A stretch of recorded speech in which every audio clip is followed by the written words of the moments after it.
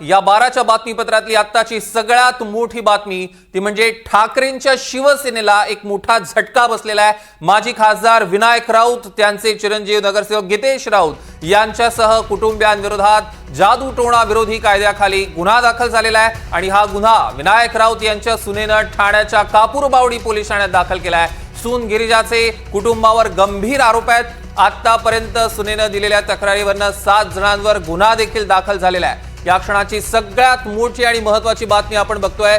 विनायक राऊतांची सून गिरिजा राऊतांनी गंभीर आरोप केलेत आणि या तक्रारीवरनं गुन्हा दाखल करण्यात आलाय।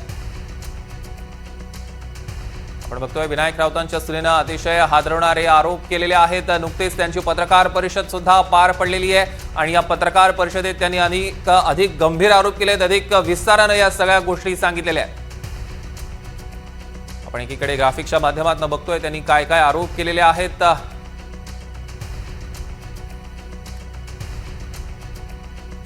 दरम्यान या सगळ्या आरोपांनंतर गिरिजा राऊतनं 12 कोटींची मागणी केल्याचा आरोप माजी खासदार विनायक राऊतांनी केलाय। त्यावर आता गिरिजा राऊत यांनी देखील स्पष्टीकरण दिलेले। काय म्हणणं आहे दोघांचं बघूया।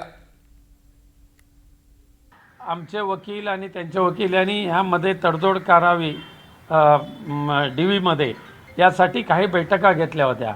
पहिल्या बैठकीमध्ये तिने 5 करोड रुपये मागितले आणि 3 रूमचा घर मागितलं, 3 रूम किचन फ्लॅट, त्याचबरोबर ॲटोमॅटिक गाडी मागितली आणि तो फ्लॅटसुद्धा विथ टेरेस फ्लॅट असायला पाहिजे अशा पद्धतीची मागणी केली। दरमहा 2 लाख रुपये त्याशिवाय खर्चाला मिळाले पाहिजे अशी मागणी केली होती। तर मला असं वाटतं की त्यांनी आणि सगळ्यांनी ज्यांनी मला जवळून पाहिलेलं आहे त्यांनी हा विचार करावा की मी 7 वर्ष तिथे होते, माझ्याकडे बरेच मौके होते जिथे मी त्यांच्याकडनं पैसे उकळू शकत होते किंवा काही त्यांच्या गोष्टींवर माझा हक्क दाखवू शकत होते, पण मी त्याच्यात कधीही नव्हते आणि माझ्या सिंपल अपेक्षा होत्या माझ्या नवऱ्याबरोबर माझा सुखी संसार आणि माझ्या घरच्यांबरोबर आनंदाने नांदणं। ते त्यांनी न देता इतर गोष्टीत मला भरीस पाडून मला वेगवेगळ्या तऱ्हेने छळून माझं अपमानित असं घाणेरडं आयुष्य त्यांनी माझं केलं। दरम्यान गिरिजा राऊतनं 2022 मध्ये घडलेल्या घटनेबाबत आता 2026 मध्ये तक्रार का केली असा सवाल विनायक राऊतांनी उपस्थित केला आणि त्यावर आता गिरिजा राऊत यांच्या वकिलांनी सुद्धा उत्तर दिलेलं आहे। मी आणि माझ्या कुटुंबियावर लावलेले जे आरोप आहेत हे निकालच खोटे आहेत।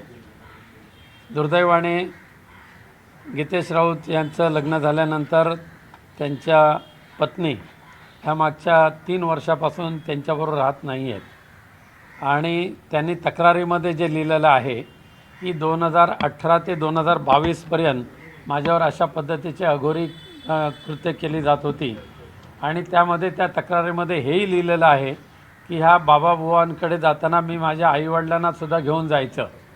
मग आईवडील जर तिच्याबरोबर होते आणि 2018 आणि 22 ह्या कालावधीमध्ये जर असे प्रकार होत होते तर ताबडतोब त्यांनी तक्रार का केली नाही? त्याला कोणी अडवलं होतं? त्यांच्यावर कोणी बंधन घातलं होतं?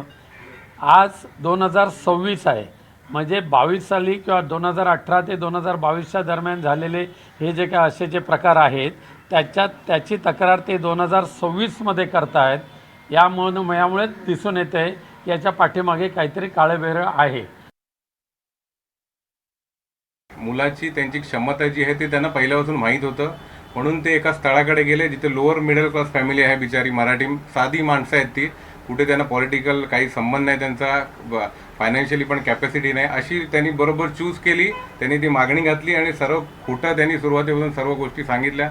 तशीच आमची FIR फसवणूक केली आणि त्यांनी असं बघितलं की ते पुढे जाऊन काही करणार नाहीत आणि त्याच्याप्रमाणे त्यांनी वेळोवेळी अघोरी कृत्य जबरदस्ती त्या बाबांकडे घेऊन गेले। एका इन्सिडेंटमध्ये त्यांनी फ्लॅटवर पण एका बाबाला बोलवलं, जो इकडचा मुंबईचाच आहे, कुठला कुर्ल्याचा आहे। अशा प्रकारे त्यांनी वेगवेगळ्या कृत्या केल्या जेणेकरून ह्यांच्यावर मानसिक दबाव येईल आणि स्वतःमध्येच काहीतरी कमी आहे। ही एक सायकोलॉजिकल याला हे म्हणतात की एखाद्या माणसाला किंवा एका व्यक्तीला तुमच्यामध्येच कमी आहे, तुमच्यामध्ये कमी, मग तो दुसऱ्याला प्रश्नच विचारत नाही।